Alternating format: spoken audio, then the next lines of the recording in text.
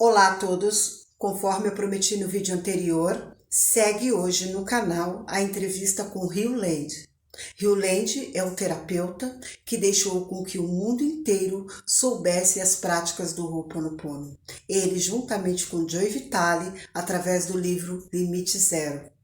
Eu espero que vocês gostem da entrevista. A entrevista está maravilhosa, sensacional, porém, no vídeo original do H'O LEN, onde ele dá a entrevista, ela tem 1 hora e alguma coisa de duração. Eu não consegui deixar 1 hora, porém eu fiz um tempo legal para que vocês conheçam o H'O LEN, para quem não conhece ainda, possa conhecer e possa fazer as práticas do H'O Oponopono conforme ele ensina.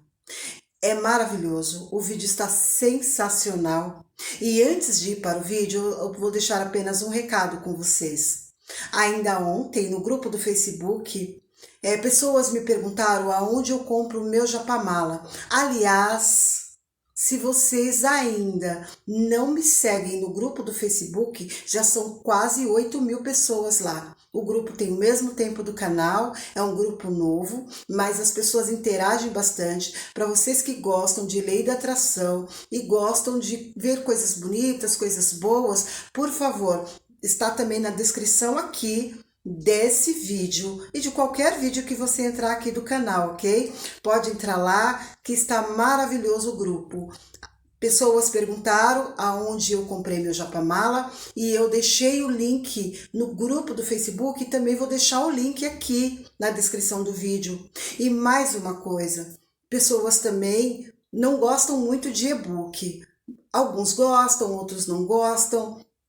Porém, bastante pessoas compram e-book, já compraram os e-books que eu indico, né? Porque geralmente as pessoas querem algo para ler, querem algo para iniciar na lei da atração. Eu vou deixar também na descrição do vídeo 2 livros que eu considero muito importante para que você leia, para que você tenha na sua cabeceira. O primeiro é O Segredo, de Rhonda Byrne, que é maravilhoso, é por onde todo mundo inicia na lei da atração, é incrível, eu tenho esse livro, eu leio, releio e não canso. E o outro livro é O Poder do Hábito.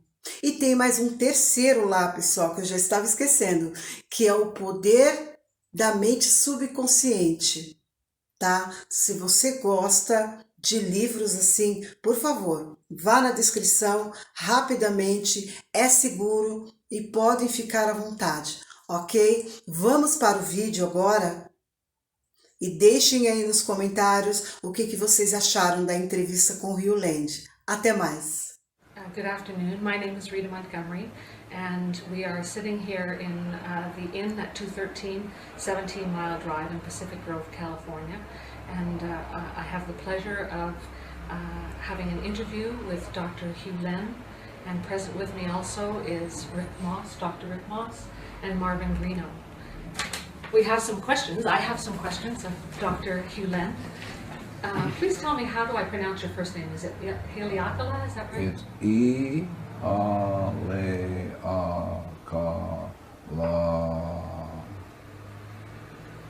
E-A-L-E-A-K-A-L-A.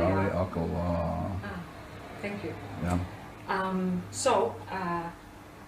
I'm wanting to speak with you, especially about some of the ideas that you bring up in the book Zero Limits, written about you by JOE VITALE. And perhaps you could start out by explaining a little bit about this idea of 100% responsibility for oneself, and an entirely different idea of what the self is according to the system that you speak about. Well, I think Shakespeare said it better than I. If you read Sonnet 146, Shakespeare says, "Poor soul." And so Shakespeare is saying the basic idea is that there are tragedies in our lives because we don't take a look at where the origin of the problem is, and it's always in self.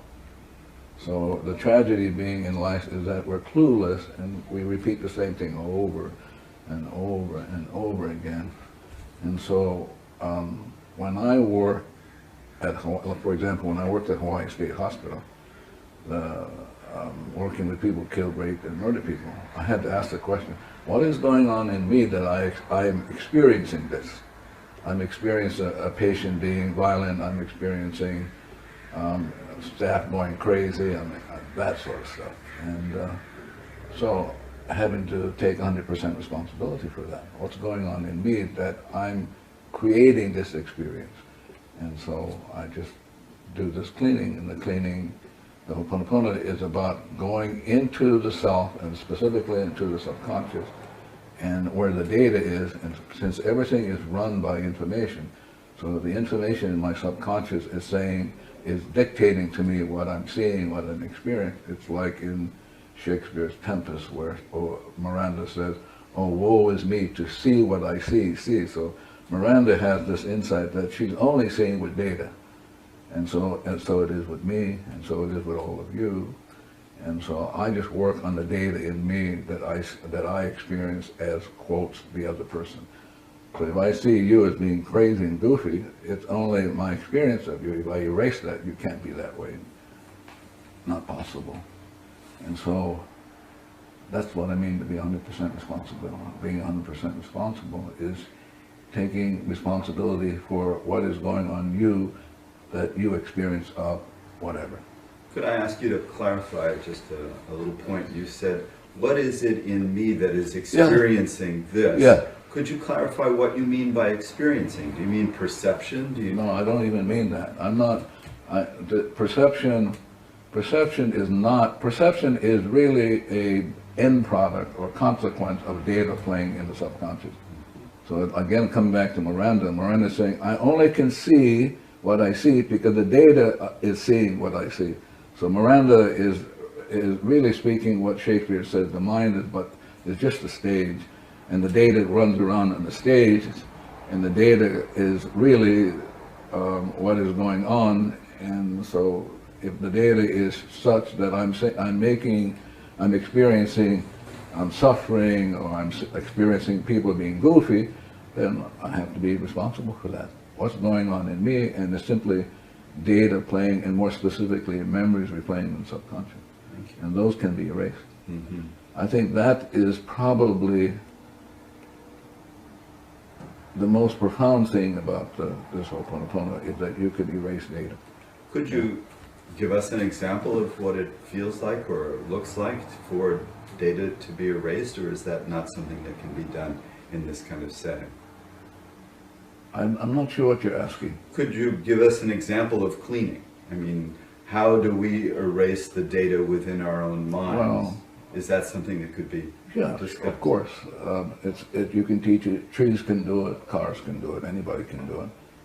But the idea is the most fundamental question one needs to know is the question, who am I? And most people have no idea about who they are, and therefore are not allow the data in them to speak for them, as opposed to choosing to not have the data by erasing it. And so it's coming back to great sages like Jesus. Jesus said, love your enemies, and your only enemy is the memory replaying that you experience as the judgment, anger, resentment, hate, annoyance. And so the Ho'oponopono is about falling in love with the data and saying to the anger, I love it, saying to the memory that replays the anger, I love you, thank you for showing up, and give you one more chance to free you. And so the Ho'oponopono is just simply saying, I love you, thank you. When the data is erased, what is the self that remains? Is it a unique self that is God created? Is it individuated, or is it just pure self? So let me come back at you. So I would ask you, who's talking? Who's asking the question? Well, that would be the data, and because the other part of me would know the answer to that. Yeah, but I'm saying since the data is talking, you can erase the data. So I'm saying to people, no matter if you have questions, you'll never be able to get at what is going on, because the data is running you. And the idea is to get to see, we historically have come from this notion that you can decode things. So the Greeks come along, and Greeks said, well, let's examine, let's analyze. But the Ho'oponopono is not about examining or analyzing. Ho'oponopono is about letting go of the data. So when the data is erased, You are what Buddha called in the space of void, or what Shakespeare calls you're in the state of blank, and it is when you are in that state of emptiness, void, and blank, then this inspiration comes through. What quantum physics called the phantom force of nothing.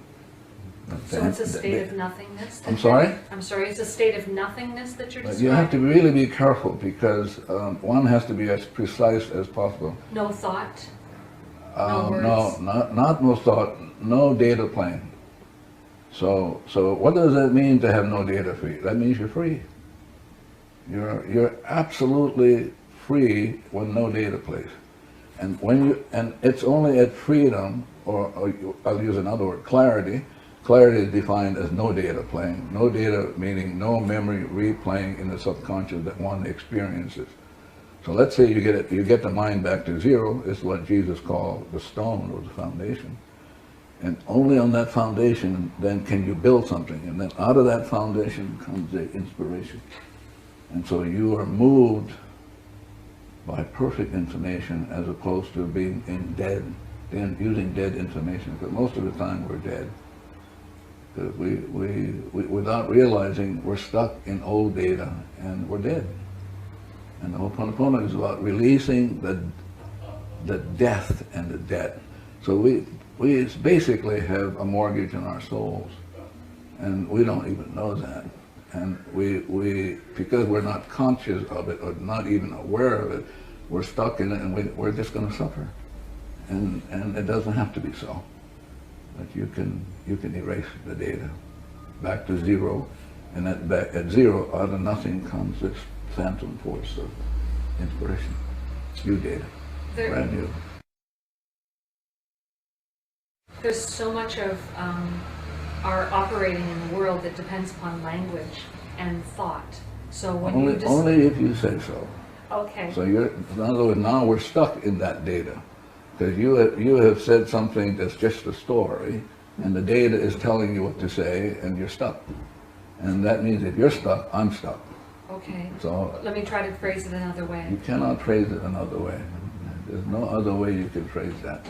If you're in zero, let me try it another time. Can you be in zero state and have language?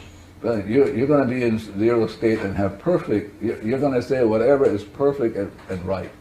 And everything, in other words, let's say you're at zero, that means the whole world, the whole cosmos becomes zero.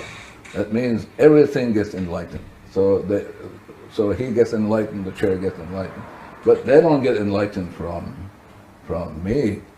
They get enlightened directly from the source. And so then the language is perfect. And it's a language in which you're not even aware. It's what the artists call inspiration. Like all of a sudden, Van Gogh or these great artists just do it. Well, how did you do it? I don't know. I just did it. Yeah. That's the language of love and art. Truth, beauty beyond comprehension. Yeah. If one takes responsibility for everything and everyone, everything that's going on in that person, yes. Then the idea of free will, that each has a will to choose or a decision or to choose for themselves how they want to grow, change, heal. Yeah. That would not be a point that you would recognize, is that correct? Well, it depends on, again, we have to be really precise, so I'm going to come back and ask you. Please. So when you say free will, what does that mean? To me, it means the right to choose against what is natural, the right to hold on to one's programming, the right to separate oneself in one mind from source. See, what happens is that at any given moment, 11 million bits of information is playing, for which you are unconscious of. Yes. So it's driving you. So you don't have free will, but you have choice. The choice is, like Shakespeare is saying, to be or not to be free of the data. You have that choice, but the data is going to run you. The only question is, what data is going to run you?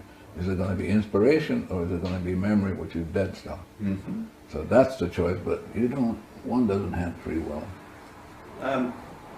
Can I approach the Yeah. question differently, because it's not... Yeah. Let's talk about the people at Hawaii State Hospital. Yeah. By changing yourself, you changed them because they are part of yourself. Is the language correct? Well, I think what happens is like with you. Before I came here, I got the address, so I did the cleaning on the address. I did the cleaning on this camera and on your camera, because I don't know what he took before, and that will interfere with what's going on now. And so I'm taking 100% responsibility, because peace begins with me. So if I show up and I'm not peaceful, you can't be peaceful yourself. And so I'm only here because only for one purpose, and that is to make amends for whatever. For whatever. Yeah, and I don't know what that whatever is consciously, but there are parts of me that know what that is, and so my job is just to begin being 100% responsible by doing the cleaning. Mm-hmm. Yeah, but I don't know what's getting cleaned up. I'm clueless. I get the impression that you make many of your decisions, your actions, based upon petitioning divinity to make a choice as to act in one way or to act in another way. Is that right? Again, we're going to have to be really precise now. Okay. I do the cleaning. That's my job, to get back to zero. I want to be free. Okay. That's my only purpose for being on this planet is I got garbage, and which is mortgaged on my soul, and I want to let go of the garbage so I can be free. And so at freedom, the information comes from the source. Yes. But I won't even know it. I can't say, oh, I got the information. That's not my job. My job is just to keep cleaning nonstop and let it unfold however it's going to unfold, because 11 million inspirations coming in, I'm not even aware of that. So what is cleaning like? Can you describe what your cleaning process is? Yeah, cleaning is only saying, I'm sorry, please forgive me for whatever data is going on in me that I need to make amends for. Yeah. And so if someone calls you up like me Yeah. and says, would you come and speak with us? Yeah. So then what do you do? I clean. And then what happens? Well, if I clean enough, then we go, oh, okay, it's okay to do it, and I do it. Oh, okay. If I clean and I don't get to do it, I won't do it. And there are many interviewers on which I have not done because I don't get to do it, and I'm not making that decision. It's the information in me that's making the decision, And not me. How do you know that? I don't know that. No, I mean, how do you know to come? I don't know that. I just do it. And then it says go, and then I tell him it's okay. But it isn't like a process where you go, oh, I got it. It's something that has to be worked on and cleaned on, and then like a rose, it just begins to unfold, and at some point, because I've been doing this for, I don't know, almost 3 decades, I have it. Sorry. Can I ask a question please, to that yeah. point? Do you believe it's possible? Some people believe they can ask a question and get a yes or no answer. There's psychokinesiology, there's the use of pendulums, things of that nature that allow one to perceive that they're receiving an answer. Do you believe that that's possible? Well, but I want to come back at you again. Please. For me, the reason I'm here is only for the purpose of cleaning. Okay, I'm clear about that. And so, the purpose of the cleaning is to free up the data. So I don't know exactly what you're talking about. If I were to use a pendulum, I would make sure that I would be data free, and then I would ask. Yeah. But the pendulum, if you're not at zero, you'll get funny answers. Based upon your own scripts and your ideas. I like that, but I would be more precise, based on memories, data in a computer bank. Yeah. Yeah. And so how would you suggest that people begin the enterprise of cleaning? I don't even do that. I just do the cleaning myself, and if people want to learn it, they show up. Yeah, like you. Here Yeah. we go. Yeah. So, Well, for example, in years ago, I had somebody say to me, "Convince me that I should take this class," and I said to, "We don't do any marketing. I don't do any of that sort of stuff. I mean, it's a decision, a choice that you have to make on your own. I'm not here to make any money. If I was here to make money, I'm in the wrong business." Yeah.